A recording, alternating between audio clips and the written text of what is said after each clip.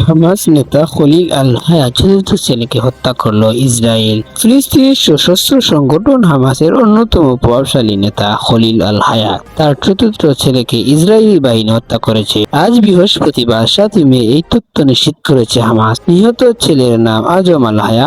সংবাদটি প্রথম প্রকাশ করেছে আল জাজিরা। হামাসের আরেক জ্যেষ্ঠ নেতা বাসিম নাইম জানান, গাজা সিটিতে ইসরায়েলের চালানো বিমান হামলায় আজম নিহত হন। পরিবারকে লক্ষ্যবস্তু।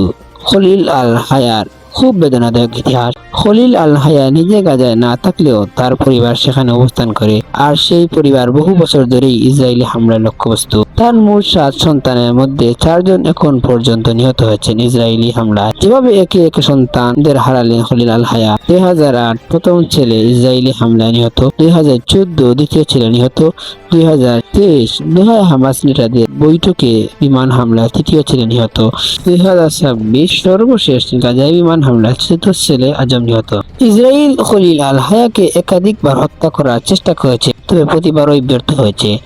7 অক্টোবর এরপর যুদ্ধের প্রেক্ষাপট। 2023 সালে 7ই অক্টোবর হামাস ইসরায়েলের বিভিন্ন অবৈধ বসতিতে হামলা চালায়। এরপর শুরু হয় ভয়াবহ যুদ্ধ, যা টানা কয়েক বছর ধরে গাজা জুড়ে ধ্বংসযজ্ঞ সৃষ্টি করেছে। গাজার স্বাস্থ্য মন্ত্রণালয়ের তথ্যমতে ইসরায়েলি হামলায় এখন পর্যন্ত 70,000 বেশি মানুষ নিহত হয়েছেন, যাদের 2/3 নারী ও শিশু। যুদ্ধবিরতির মধ্যে চলমান হামলা। যুদ্ধবিরতি কার্যকরের কথা থাকলেও বাস্তবে ইসরায়েলের নিয়মিত বিমান হামলা বন্ধ হয়নি। গাজা সিটি বড় অংশ এখনো ধ্বংসস্তূপে, আর লাখো মানুষ বস্তুচ্যুত।